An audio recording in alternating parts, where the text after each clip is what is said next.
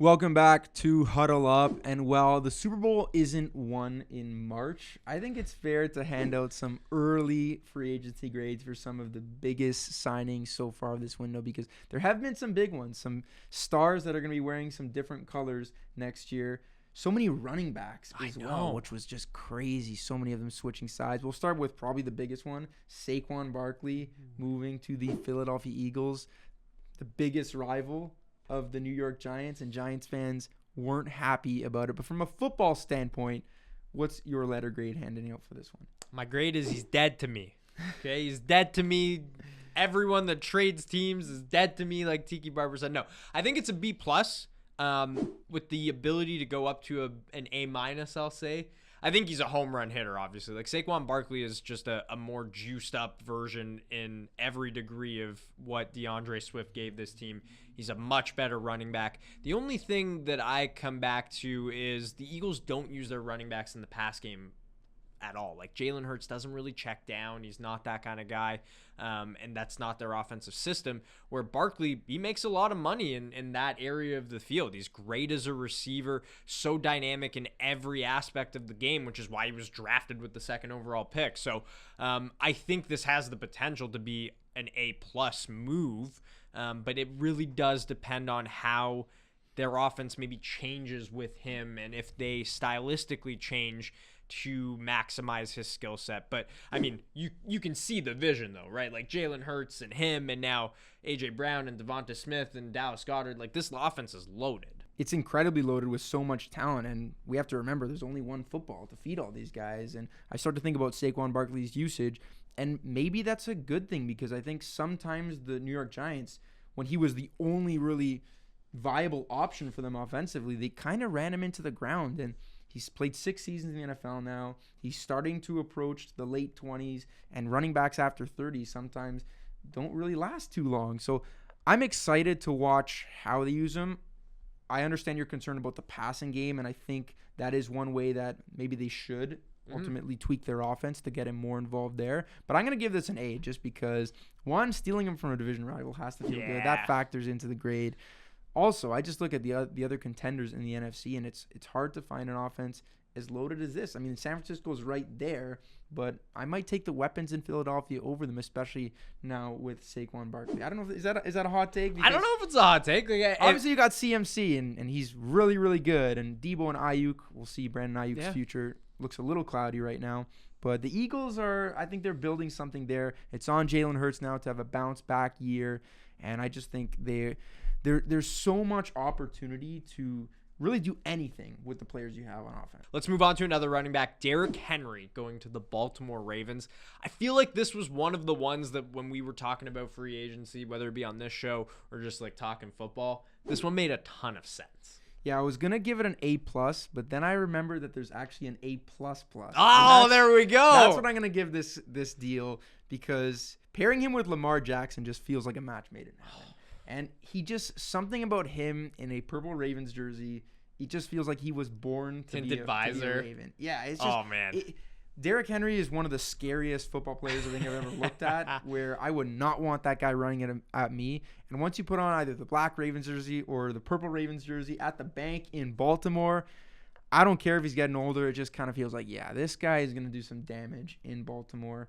And he's another one where it's like, the Ravens are pretty fascinating how they run their offense. And Lamar Jackson doesn't have to drop back and throw the ball 25, 30-plus times a game. I think you have this read option. You have a change of pace with Derrick Henry, and then Lamar Jackson using his legs. I think it's going to really work out in Baltimore. Completely agree. I forgot there was an A++ too, so I'm going to give it an A++ as well. And like, Gus Edwards was one of the most efficient short yardage running backs. The only guy better is Derrick Henry, and he has a much larger sample size of doing it, but he's also explosive. Like, we forget about the 99-yard runs Derrick Henry has. This guy is an explosive human being for being the biggest human being to ever run a football, it seems like. It's going to be fun. It's scary times in Baltimore. Let's talk about another team that this is a bundle of signings, and that's the Tennessee Titans going out and getting Tony Pollard, and then Calvin Ridley. Big money for Calvin Ridley. On one hand, it's like, this is great. You have a young quarterback in Will Levis that I think flashed at times last year, giving him all the weapons in the world to surround him. that's a great way to build a football team. But on the other hand, this is a lot of money to be dishing out. It is a lot of money to be dishing out. I'm going to give it an A- because I like what you said a lot more than I think about the money allocated to it, and just giving Will Levis every opportunity to succeed before knowing if you have to move on or not. Yeah, it's solid, and I think we are kind of sleeping on Tennessee going into next year. I think they're going to be one of the teams that gets overlooked throughout the offseason. I'm going to go B- just because I believe that you could have done a little bit better in terms of value. Maybe you didn't have to commit all that guaranteed money to Calvin Ridley, and you could have just simply drafted a receiver in what's a very, very deep draft class for the position. So solid work for the Titans. They got a young quarterback in a division where you're going to need one because you got Stroud, Lawrence, and Anthony Richardson to compete with. So kind of exciting times in Tennessee, but more of a learning year. We'll move on next to that same division, the defense side of the ball. And that's Duane Hunter going to the Houston Texans. I know he's, over 30 now, but this guy has just racked up monster sack numbers year after year. And him and DeMeco Ryans' defense with Will Anderson on the other side should be pretty fun. Amazing. I love when you notice an area of strength in your team and then you get even better there. And pairing pass rushers is the best way to do it. As a Broncos fan, that's what helped them win a Super Bowl, by adding DeMarcus Ware on the other side of Von Miller. And so you bring in Duane Hunter, a guy that is established. He's going to help Will Anderson Jr. not only in just, okay, you can't just put your best tackle on Will Anderson now. Like he can line up all over. You can switch those matchups, but just an experience and a veteran presence to continue to help him develop. It's an A+ for me. And it's only a 2-year deal as well. So it really lines up in your timeline with cheap contract for CJ Stroud. Now you're kind of taking advantage of that. You notice your defense needs some resources. I feel like you really like this move as well. Yeah, I think I'm going to hash out an A, and it's great when you see a team kind of go all in, and I think the timeline in Houston has just very much accelerated with the explosion of C.J. Stroud and one of the best rookie years we've seen from a quarterback, and I think he's going to get even better next year. They still have some draft picks that they can use to strengthen that team, so to me, they got to be one of the favorites in the AFC going to this season, and Duane Hunter helps all that more. We'll stick in the AFC with another intriguing one where good teams just keep getting better. The Chiefs go out and sign Hollywood Brown, and what's so intriguing with this one is Hollywood Brown is so smart in this situation because he knows playing with Patrick Mahomes is just going to skyrocket his value, and he hits the market going into next season. I'm excited for this one. I think it's like an A+ again for me, because it doesn't mean that they can't draft a receiver either with that pick at the end of the first round, which everyone has mocked them taking a receiver. Like, you can still get a guy. You can still get in Xavier Worthy, who's fast as heck. Hollywood Brown is still going to be there just for the 1 year, though. And then you can move on to having Rashee Rice and then Xavier Worthy if that's the route you kind of go. I think Hollywood Brown also kind of gets a bad rap for drop passes. Our buddy Eric is a huge Ravens fan, and he was very happy when Hollywood Brown left for Arizona and they traded him, but he's got like a 3.6% drop rate for his career. That's really low. Like, it's kind of a myth that he doesn't have the best hands in the world. This is the best swing, I think, that the Kansas City Chiefs have taken on a receiver since Patrick Mahomes has got there. I agree with that, and I think he is going to really, really fit this system well because he can also go deep, and I think they've lacked consistency in that area really since Tyreek Hill left. And I'm not saying he's Tyreek Hill because nobody really is, but I think they really had to change and almost limit their offense. I know that sounds weird, but with Patrick Mahomes, nothing's really ever limited. Now this is going to open up, I think, even more deep down the field for the Chiefs to really let it fly. What's next your grade? season. I'm going to go A. Nice. I do like this one. Again, proven receiver with Mahomes. This team's going to be even better next year. We got a couple more to discuss, and one is trade in terms of Brian Burns heading over to the New York Giants, getting a monster $30 million per year salary over there. Another situation where the Carolina Panthers once again lose a good young player for their football team, but I think I'm going to go B for this one for the Giants, just because of it is a lot of money. It is a lot of money. I'm going to go with a B-, verging on C+, just because I just don't know what the Giants are doing now as far as just their team construction. Like, it would make more sense for a team that's on the rise or a contender to go out and make this trade for Brian Burns and give him all that money. but the Giants don't seem like they're anywhere near contending. So I love the value of getting him, and like him and Kayvon Thibodeau and Dexter Lawrence. Like, that's a great D-line, one of the best units probably in the NFL. But at the same time, like, you don't have your guy at quarterback still. And so this seems like a weird move given the timeline that they're on and to pay him all that money. But he's a great player. So I don't want to knock them too hard for getting a really good player. Especially when pass rush is a premium.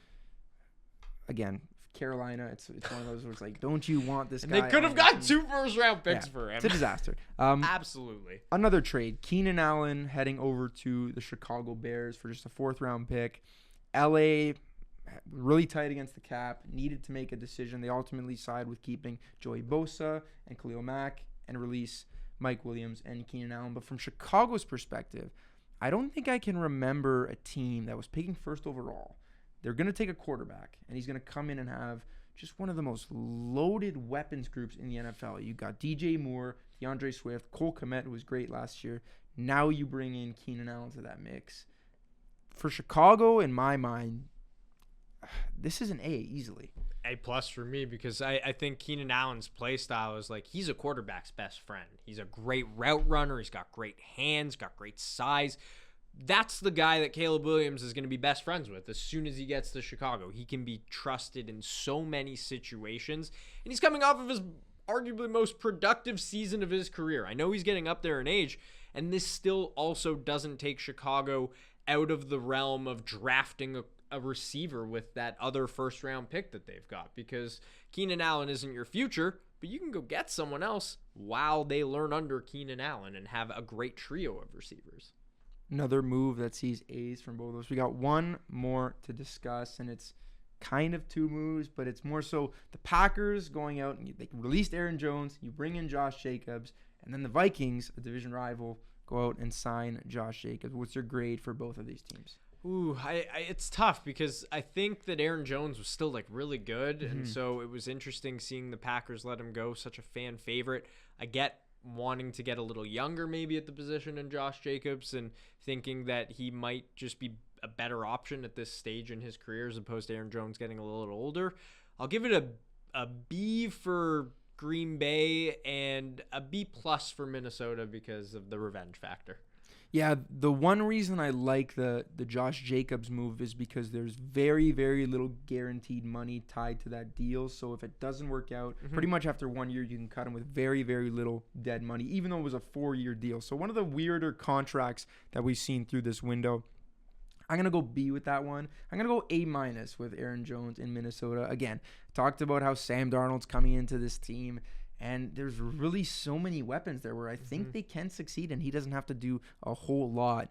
And it's hard for a team to lose a franchise cornerstone in Kirk Cousins and still come out of free agency feeling competitive. I think the Vikings did exactly that. So kudos to them on a great week of transactions. Love it. And when we come back, we are going to give out our biggest winner and loser of the free agent window so far. Stick around.